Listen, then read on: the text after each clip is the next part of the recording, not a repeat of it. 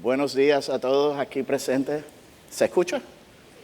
Ok, buenos días a todos los que están aquí. Un fuerte abrazo a todos los que estamos aquí en el santuario. Y un fuerte abrazo a todos los que nos están viendo en sus casas, allá Puerto Rico, México, donde quiera que estén. Un fuerte abrazo desde acá, desde Harlingen, Texas. Mi nombre es Roberto Candelario. Sirvo en esta congregación como pastor de alcance. Y esta mañana, pues, Pastor Dani me pidió que compartiera la palabra de Dios con ustedes. Y aquí estamos. No sé si ustedes saben que en las últimas semanas yo he pasado por unas situaciones de salud. Antes de orar, pues a causa de eso, me puse a mirar muchos servicios en línea, ¿verdad? El algoritmo te empieza a enviar mensajes y mensajes y mensajes. Y casi todos los mensajes que estaba mirando eran mensajes de autoayuda. Tú haz esto y después que hagas esto, tienes que seguir haciendo esto y esto y esto y esto y esto y esto y esto y seguían. Y empecé a mirar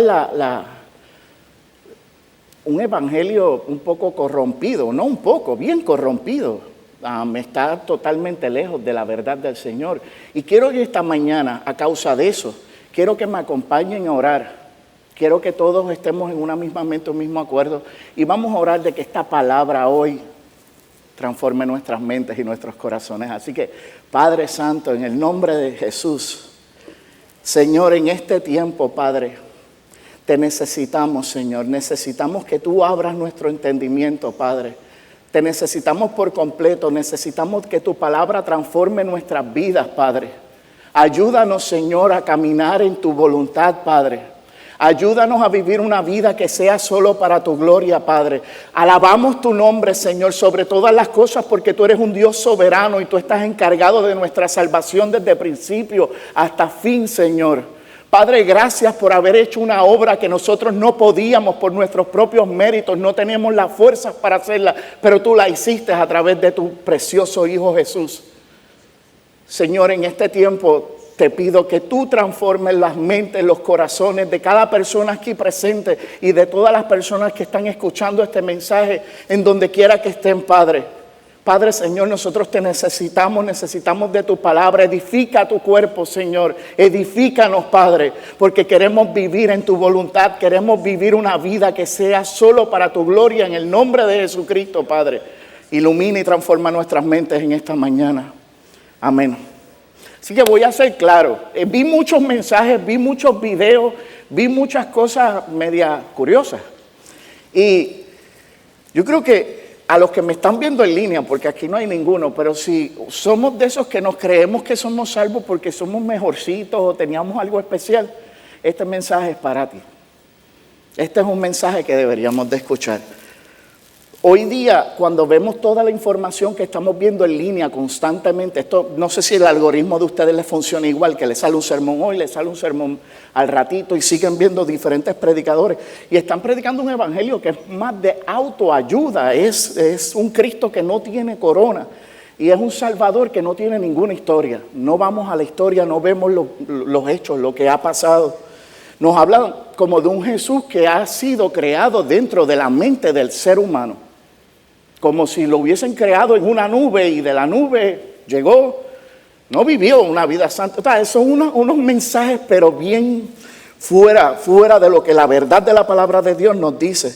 Parece como si estas personas tienen un laboratorio en su mente y crean un Jesús. Y ese es el que te voy a predicar a ti hoy. O sea, no, Mateo, hoy vamos a estar compartiendo el libro de Mateo en el capítulo 1. Vamos a tocar un poco de la genealogía de Jesús antes de comenzar. De comenzar este mensaje, porque Mateo no empieza en un pesebre su evangelio. Cuando miro la genealogía de nuestro Señor Jesucristo, más bien como un expediente criminal. Ahí hay un montón de gente que no eran tan mejorcitos o tan bonitos o tan educaditos, ¿verdad? Tienen buenos títulos y Dios usó sus vidas. Pero no es lo que nosotros a veces nos predican o lo que miramos, que haz esto, haz aquello, haz lo otro y siéntete bien y grita bien fuerte. Y gritando somos hijos de Dios. Son unos evangelios que están fuera de la verdad. Esta genealogía nosotros, por lo menos a mí, me obligó a enfrentar de que Dios no nos salvó porque somos mejorcitos. Dios salva a quien Él quiere porque Dios es soberano. No se trata de que yo tengo algo mejorcito. A mí me enseñaron una vez una ideología de que cuando tú vas al supermercado y hay muchas manzanas, tú escoges las más que te gustan, ¿verdad? Las que se ven más ricas. Y me decían, así fue Dios contigo. Él te escogió porque había algo en ti y eso a mí me llenaba bien grande de orgullo. Entonces yo tenía que ser mejor que mi hermano. Y a consecuencia había una iglesia separada, dividida, porque no podíamos servir en unión. Porque yo estaba compitiendo con aquel, yo quería ser mejor que el otro, yo quería lo que el otro tenía. Y si nuestra teología no puede soportar que Tamar se acostó con su suegro, que Rahab vendió su cuerpo por moneda, entonces la teología que tenemos no puede soportar el evangelio. Y yo sé que este mensaje vamos a empezarlo un poquito incómodo, pero nosotros no podemos predicar de la gracia de Dios, y así le puse como título, la gloria de la gracia de Dios. No podemos empezar a predicar de la gracia, no puedo predicarles de la gracia, sino primero yo no les hablo de la podredumbre que hay dentro de nosotros, de la depravación humana, de nuestra condición como pecadores. Y en esta genealogía como que no había mucha gente decente. Cuando vemos el linaje por donde entró nuestro Salvador, no había esa gente tan decente como muchos de estos predicadores. Después que hiciste todo para salvarte, tienes que seguir haciendo muchas cosas más para seguir santificándote tú mismo. Y si esta lista nos incomoda, el evangelio probablemente nos ofenda. Pero si queremos un rey con un linaje perfecto, probablemente este no es el reino en el cual nosotros vamos a estar. Porque nuestro rey, por su propia voluntad, él quiso meterse en una familia de un montón de personas, no quiero usar la palabra criminal, pero de un montón de personas imperfectas, para poder salvar gente imperfecta como tú y como yo. Tenía que venir por ese linaje. Y vamos a ir a fondo con esta carta y vamos a ver cuán interesante es el linaje de nuestro Salvador. Aunque yo sé que a ninguno de los que estamos aquí nos gusta saber de la vida de los demás mucho, ¿verdad? A nosotros como que no nos gusta mucho entender quién es fulano. Vamos a entrar al libro de Mateo 1. Y la palabra de Dios dice, libro de la genealogía de Jesucristo, hijo de David, hijo de Abraham. El 2. Abraham engendró a Isaac, Isaac a Jacob y Jacob a Judá y a sus hermanos. Yo no voy a leer toda la genealogía porque es bien larga, ¿verdad? Pero voy a parar aquí. Abraham, el título de Abraham, el padre de la fe, gran hombre del Señor. Ese vendió 2 veces a su esposa. ¿Se acuerdan? Vendió 2 veces a su esposa y por cobarde la mintió y la entregó a unos harenes paganos para salvar el pellejo de él. Y después no tan solo con eso, era impaciente. Y por impaciente se acuesta con Agar para fabricar un hijo. Era mentiroso, cobarde y adúltero. El padre de la fe. Vamos a ir a Jacob. Rapidito, voy a hablar de algunos, no de todos, no nos vamos a aburrir esta mañana. Está bien interesante esto porque Jacob, ese era tremendo estafador, ese engañó a su padre ciego y le robó la bendición a su hermano, cuando le dijo, yo soy Esaú. Y después vivió engañándolo, estafando y siendo estafado por 20 años. Y vamos a llegar al ungido de Dios. Voy a brincarme un momentito y voy a hablar del ungido de Dios. ¿Quién era ese? David, ¿verdad? Ese era el ungido de Dios y era un asesino y era un adúltero. Mientras sus soldados morían al frente de batalla, él tomó a Betsabé, la embarazó y escribió el acta de asesinato de su esposo, Urías. Y eso lo encuentran en 2 Samuel 11:15. Era adúltero, homicida premeditado. Él planeó todo, el ungido de Dios. Y nosotros todavía estamos criticándonos nosotros muchas veces entre nosotros mismos y no podemos ver la verdad de la gloria de la gracia de Dios en nuestras vidas. Yo no sé si ustedes se preguntan, pero ¿cómo estos hombres podían haber sido así y a la misma vez ser usados por Dios? Romanos 4:5 nos dice, mas al que no trabaja, pero cree en aquel que justifica al impío, su fe se le cuenta por justicia. Gloria a Dios.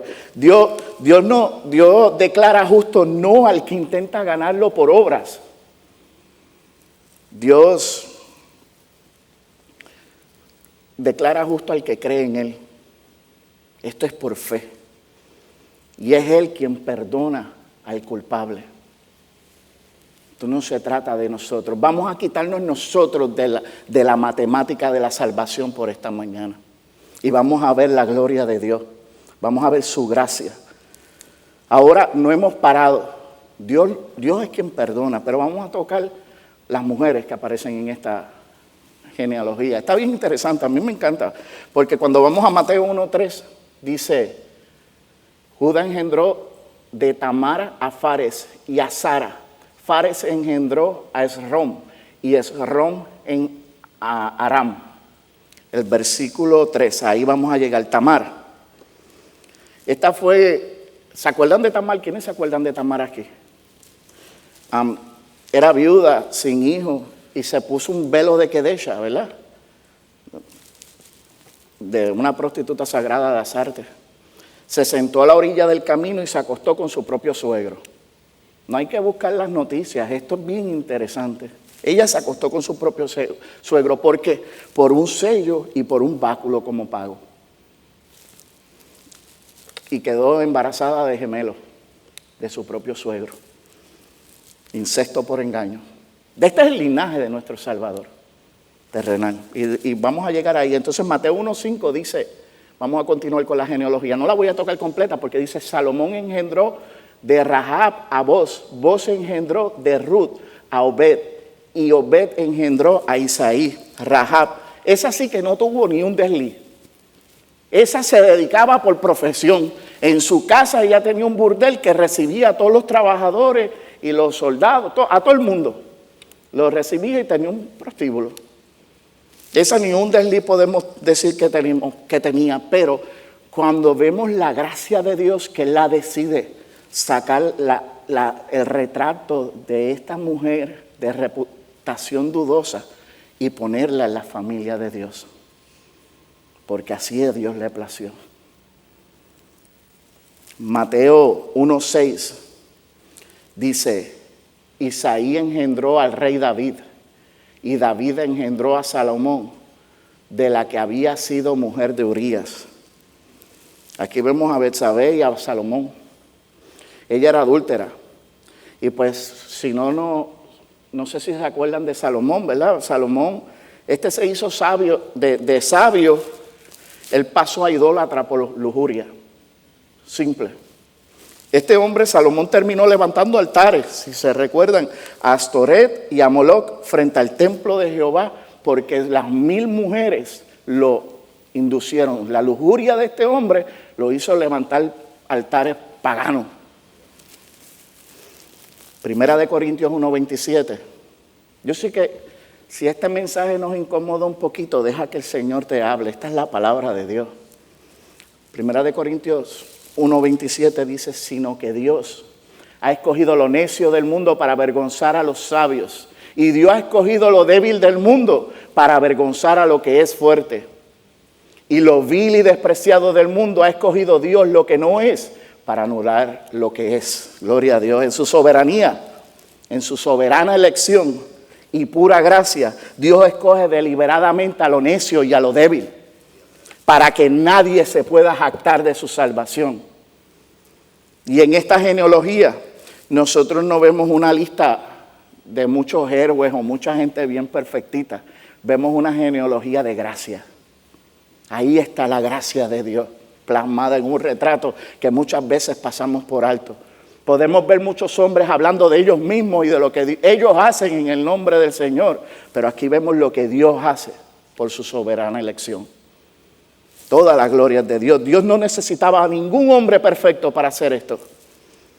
Él no necesitaba a nadie perfecto para traer al Salvador, sino que Él usó muchos instrumentos indignos para que toda la gloria sea solo para Él.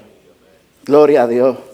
Mateo 1:7, voy a darle un poquito a la genealogía y ya mismo nos vamos. Salomón engendró a Roboam, Roboam a Abías y Abías a Asa. 8.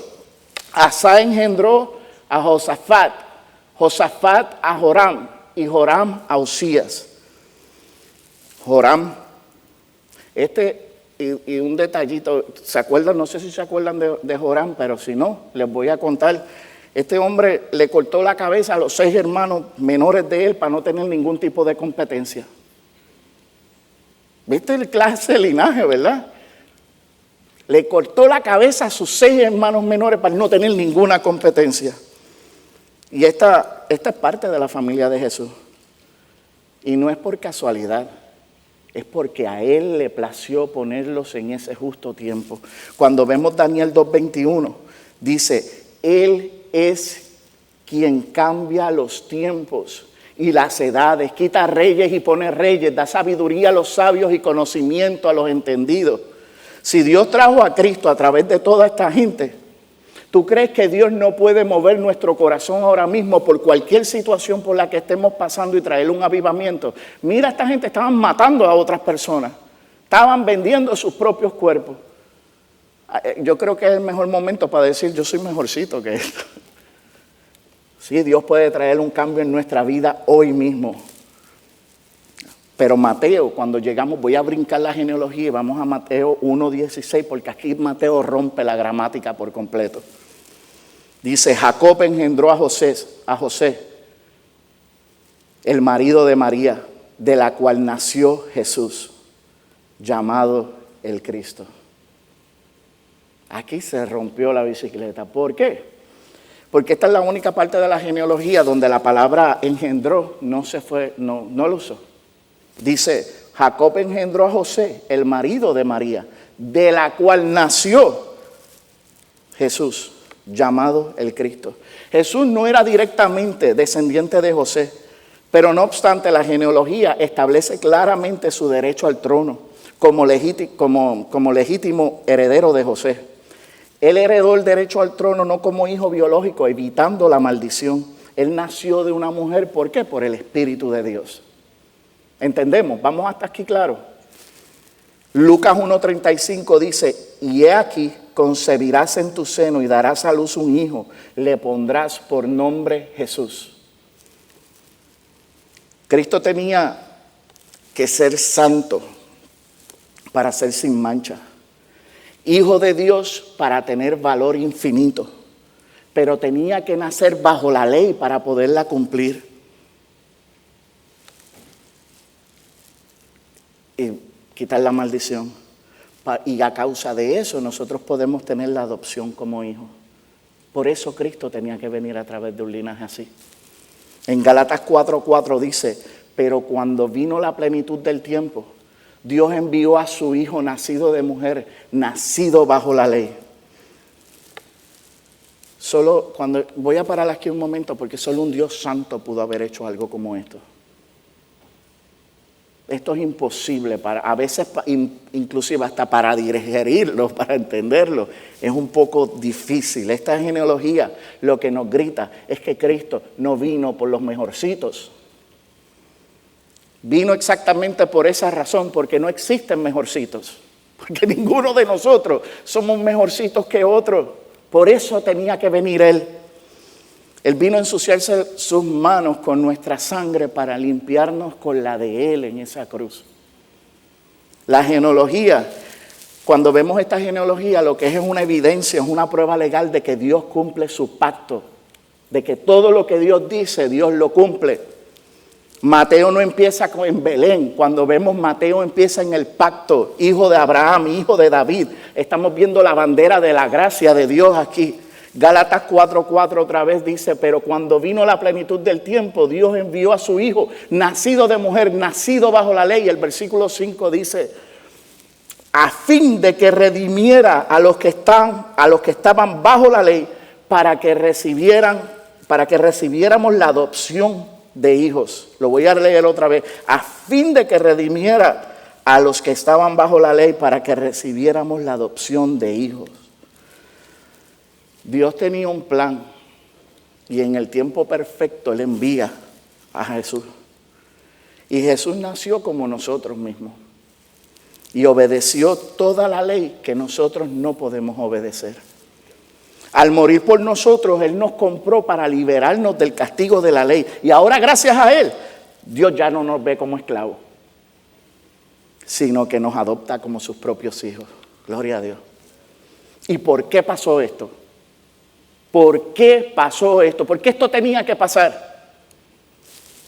Romanos 5:19 nos dice: porque así como por la desobediencia de un hombre los muchos fueron constituidos pecadores, así también por la obediencia de uno los muchos serán constituidos justos.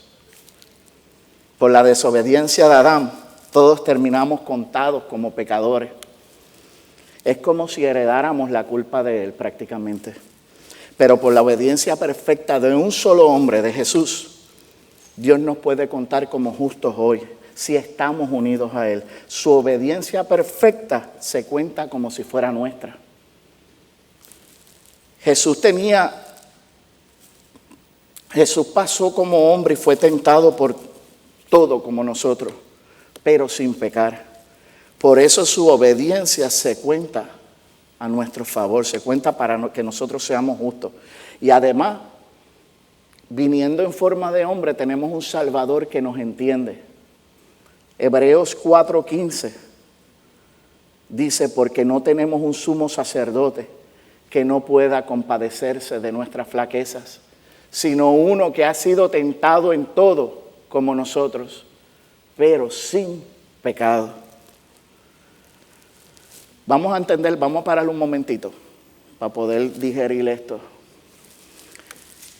Aquí estamos jugándonos la eternidad muchas veces, porque a veces estamos muy cansados para escuchar y sentarnos a leer la palabra de Dios. Nosotros no solo necesitábamos a alguien que muriera por nosotros, necesitábamos a alguien que viviera por nosotros. La ley de Dios no solo exigía a muerte por el pecado, la ley de Dios también exigía una vida perfecta, la que ni tú ni yo podemos tener, porque nosotros no tenemos ni un solo día perfecto en nuestras vidas. ¿O sí? Vamos a reconocer lo que nos dice la palabra de Dios en esta mañana. Nosotros no somos perfectos y estamos bien lejos de serlo. Por eso Dios tuvo que enviar a su único hijo a morir en una cruz por nosotros. Toda esta genealogía que estuvimos leyendo a principio es más bien una galería de un montón de gente que fracasó a la ley de Dios. Todos estaban condenados. Abraham mintió, Jacob engañó, Judá con Tamar, David con Betsabé. Nadie cumplió, pero Cristo sí. Cristo sí. Él, nuestro Salvador, Él lo hizo todo perfecto. 33 años bajo la lupa santa de un Dios santo, sin un pensamiento retorcido, sin una acción incorrecta. 33 años vivió una vida digna, recta, cumpliendo cada área de la ley que nosotros jamás podríamos cumplir. A eso vino nuestro Salvador y por eso vino al mundo en forma de hombre. Esa fue su obediencia activa. Y esta obediencia perfecta, sin mancha, es la que Dios le imputa al pecador. Esa es la que cuenta por nosotros. Si Cristo no hubiese vivido perfectamente por nosotros, nosotros seguiríamos perdidos aunque Él hubiese muerto. Porque la ley exigía una vida perfecta. Y porque cuando miro la genealogía me choca, ¿verdad? Porque Dios dejó a propósito a Tamar, a Rahab, al adulterio de David en la carta de representación del Mesías.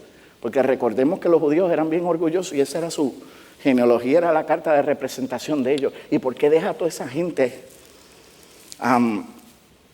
como un poquito incómoda, ¿verdad? Como una vida, no como la de nosotros, ¿verdad? Porque nosotros no pensamos en nada de eso, pero esta gente con esta...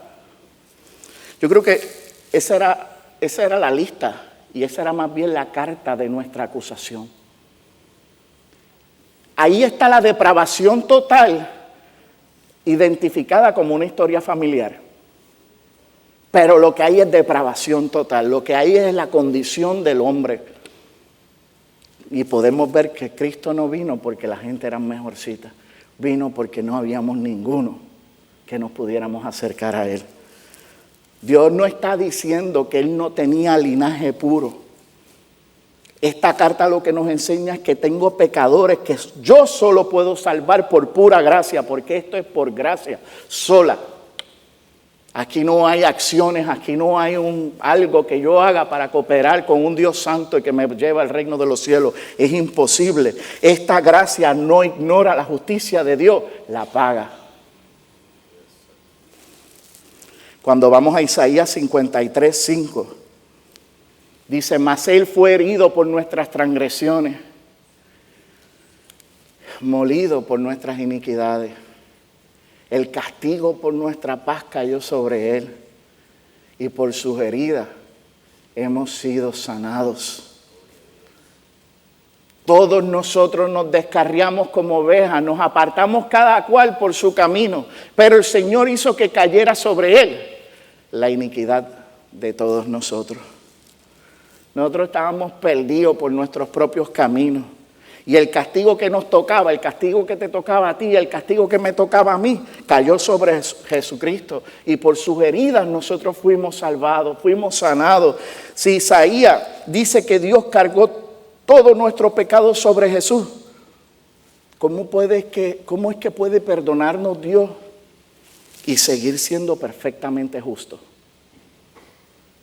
¿Cómo pasó eso? Y Pablo lo responde en Romanos 3:25. Cuando vamos a Romanos 3:25, dice la palabra de Dios, a quien Dios exhibió públicamente como propiciación por su sangre a través de la fe, como demostración de su justicia, porque en su tolerancia Dios pasó por alto los pecados cometidos anteriormente, 26, para demostrar en este tiempo su justicia, a fin de que Él sea justo y sea el que justifica al que tiene fe en Jesús. Gloria a Dios. Dios pudo hacer esto y seguir siendo justo porque Él puso a Jesús como propiciación. O sea, Jesús en la cruz recibió la ira justa por el pecado de nosotros. Por el tuyo, por el mío, por el de David, todo, justa, ni un poquito más, porque Dios es justo. Isaías nos enseña que Jesús ocupó nuestro lugar y Romanos nos muestra que ese perdón fue porque el pecado sí fue castigado, pero fue castigado en Jesús, no en nosotros. Así el justo nos declara justo cuando creemos en Él. ¿Y para qué fuimos declarados justos? Porque esto no lo dicen todos los domingos, pero ¿para qué? ¿Para qué fuimos declarados justos? Primera de Pedro 2:24 también nos contesta.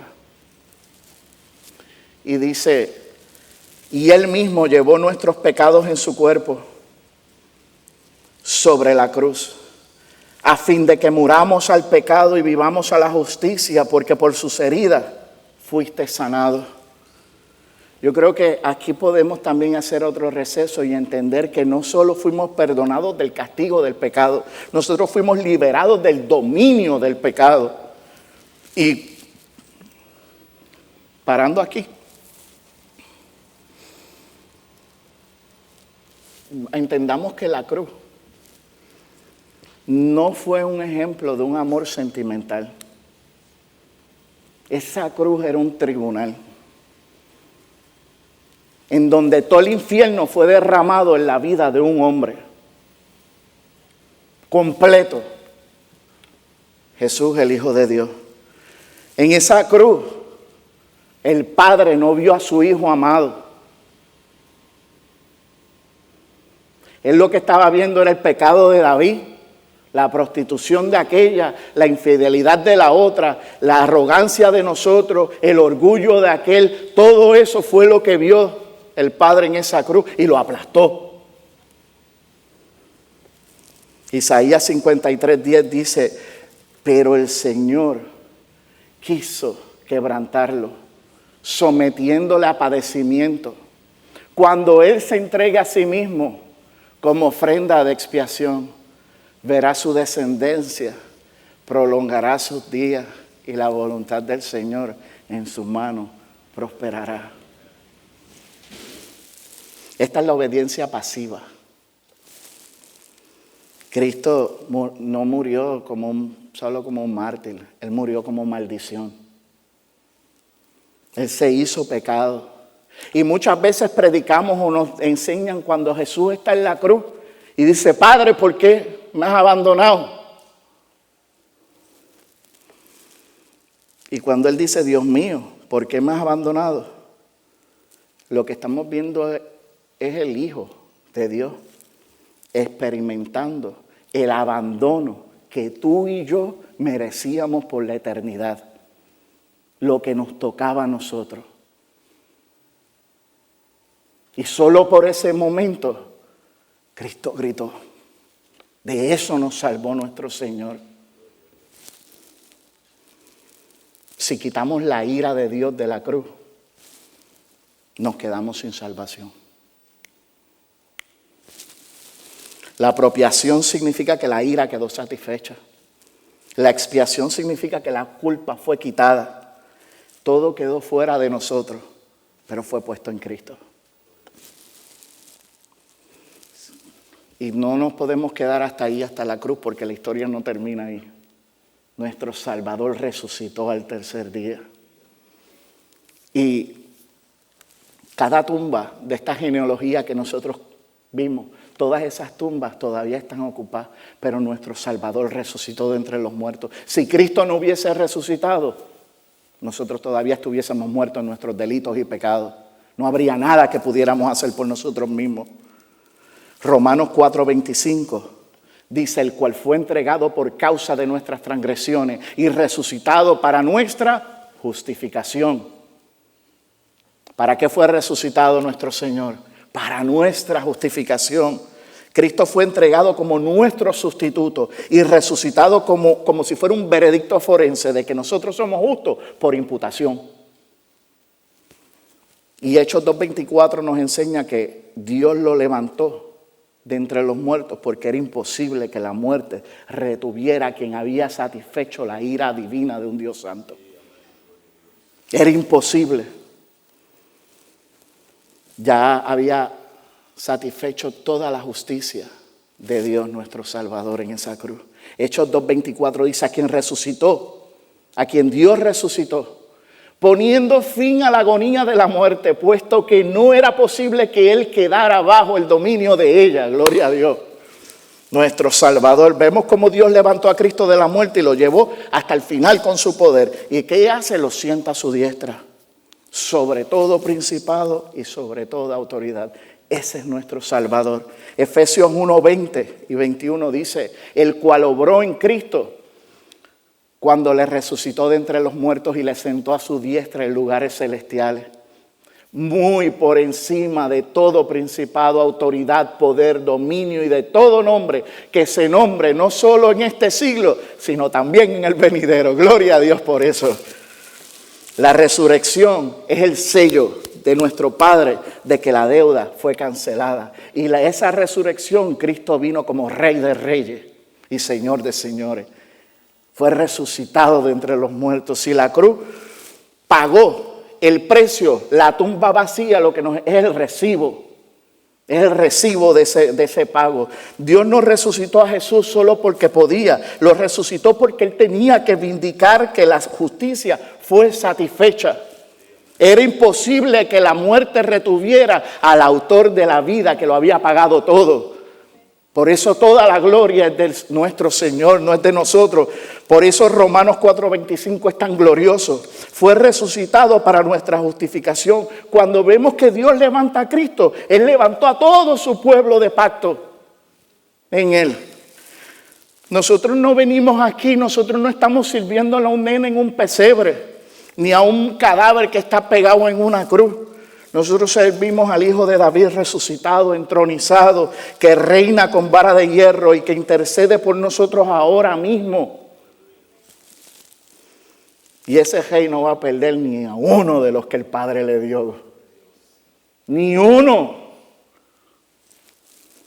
Ahora podemos parar de buscar o esconder nuestra genealogía y sentirnos avergonzados de qué familia tenemos o creernos mejores porque mi familia es mejorcita que la otra. O podemos ya también dejar de buscar en la confianza de una oración que yo hice 30 años o 20 años atrás y la repetí porque aquel me dijo que la repitiera y yo me sentí bien rico. Vamos a enfocarnos en el Señor, iglesia, su palabra nos hace verlo a Él y ver su poder y ver todo lo que Él ha hecho por nosotros.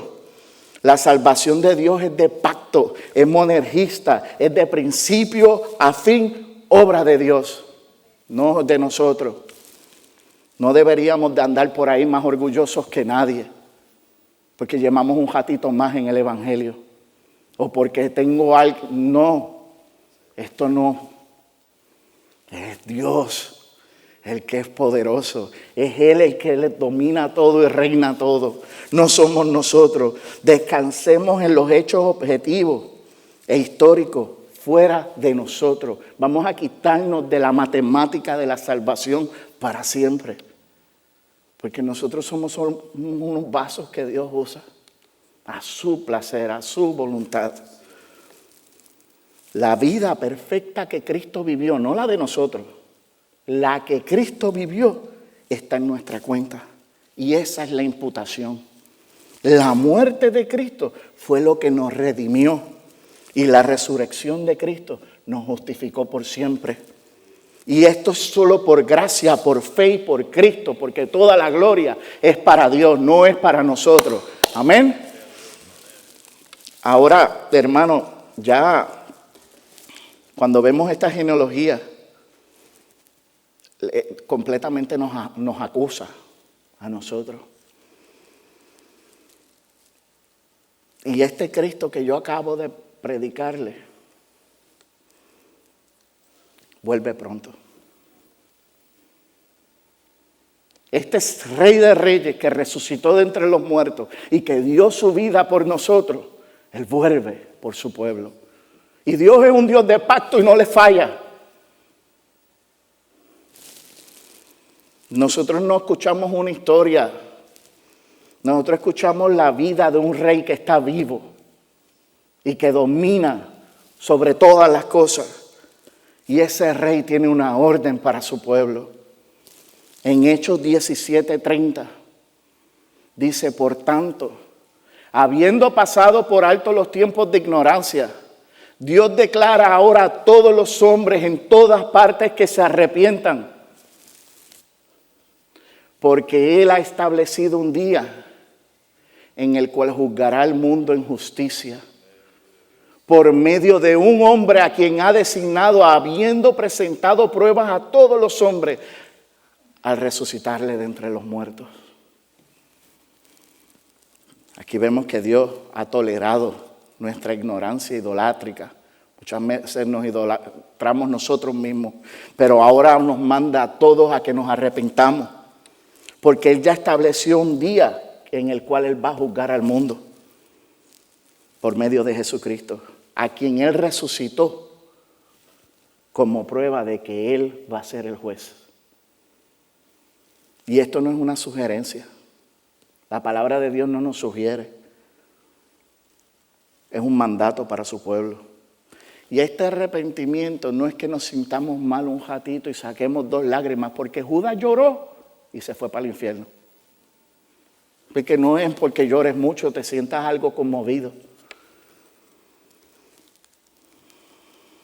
Este arrepentimiento del que estamos hablando es lo que Dios obra en nuestro corazón para que veamos el pecado como Él lo ve. Y eso solo lo puede hacer Dios en nuestra vida. El mundo no puede ver el pecado como lo ve Dios. Nosotros en otros tiempos no lo podíamos ver, pero Dios ha obrado en nuestro corazón para que podamos ver este pecado como Él lo ve y aborrecerlo. Y esto solo Dios lo ha hecho en nuestras vidas. Nosotros estábamos en la misma lista, pero a lo mejor no con el nombre de David o Rahab, pero teníamos el mismo corazón adúltero, el mismo mentira, la idolatría, el orgullo. Nosotros hemos vivido en otros tiempos como si Dios no existiera. Hemos podido usar su nombre a nuestra propia conveniencia. Hemos amado nuestro dinero más que el camino del Señor. Nuestra reputación muchas veces más que su palabra. Y nuestros pecados secretos mucho más que a Cristo. Lucas 13:3 dice, os digo que no. Al contrario, si no os arrepentís, todos pereceréis igualmente. Ahora tengo una pregunta antes de cerrar. Si nosotros nos muriéramos ahora mismo con la justicia que nosotros nos inventamos, con la justicia que nosotros, con lo que nosotros nos justificamos, si hoy día, hoy mismo llegara el Señor y nosotros tuviéramos como backup, como un refuerzo, la justicia que nosotros mismos nos creamos, la religión que nos hemos inventado, el Jesús que muchas veces nosotros hemos creado en nuestra mente a nuestra conveniencia, con esa moral que a veces tratamos de vivir con nuestra propia moral, si el Señor llegara hoy, ¿para dónde vamos? Estaríamos destinados a la ira eterna de Dios. Pues nosotros no creamos nada de esto. Por eso le pedimos al Señor antes de empezar, abre nuestros oídos, abre nuestros ojos, por favor, Padre. Porque muchas veces hemos creado un Dios falso y hasta lo hemos defendido. Todas nuestras buenas obras son como trapos de inmundicia para nuestro Dios santo. En Lucas 13:3, Jesús quita toda la falsa seguridad para decirnos que el arrepentimiento no es una opción, no es algo opcional. Esto no es porque yo sé y yo sé más y esto yo lo hago cuando yo quiera. Iglesia, esto es serio. Jesús nos quita toda la falsa seguridad para decirnos que Dios mismo exige el arrepentimiento que Él mismo otorga. Y al que vuelve a Él, Dios le promete misericordia y perdón en Cristo.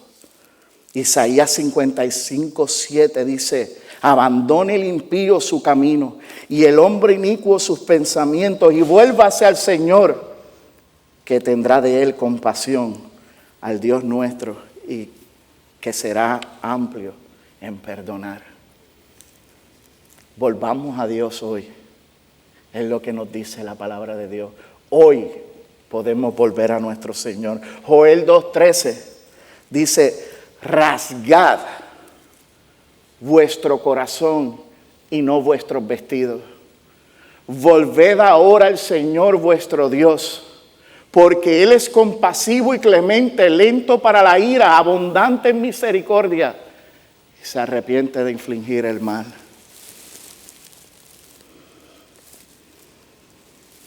Iglesia, Dios no está esperando un show de un ratito. Dios nos está llamando a que vayamos a Él con nuestro corazón roto. ¿Cómo está? Desarmado. Un corazón que pueda ir a donde Él y decir, Señor, he pecado contra el cielo y contra ti. Y no soy digno de ti. Soy un pecador y te necesito. Y si en este momento hay algo de tristeza en tu corazón, hay alguna reacción en tu corazón de tristeza, Segunda de Corintios 7:10 nos dice que no todas las emociones son malas, porque la tristeza, que es conforme a la voluntad de Dios, produce un arrepentimiento que conduce a la salvación sin dejar pesar. Pero la tristeza del mundo produce muerte. Así que nosotros no tenemos que limpiar nuestros corazones para venir a nuestro Salvador. Podemos llegar como estamos y dejarnos que Él nos limpie. Primera de Juan 1:19 dice, si confesamos nuestros pecados, Él es fiel y justo para perdonarnos los pecados y para limpiarnos de toda maldad. Lo voy a repetir una vez más. Si confesamos nuestros pecados, Dios es fiel y justo para perdonarnos para perdonarnos los pecados y para limpiarnos de toda maldad. No es un poquito, es de toda la maldad. Dios es fiel a sus promesas y Él es justo. Y Cristo ya pagó por el pecado en la cruz, iglesia. Y ese perdón de Dios nos lleva a un descanso.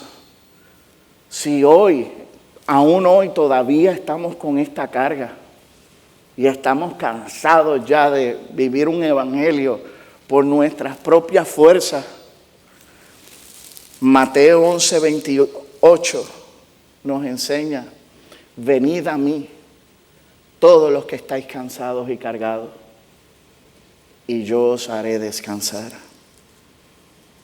Dios no nos llamó a que repitiéramos una oración o a seguir un montón de reglas. Dios lo que nos llamó fue a rendirle nuestras vidas a Él y clamar al único que puede salvarnos, y ese es Jesucristo. No hay otra forma, no hay otra manera, no hay trabajo para nosotros. Dios nos da descanso en Cristo. Dios nos hace limpios en Cristo. Dios nos santifica en Cristo y tenemos una promesa de vida eterna por Cristo. Y por eso toda la gloria es de nuestro Señor. Vamos a ponernos de pie.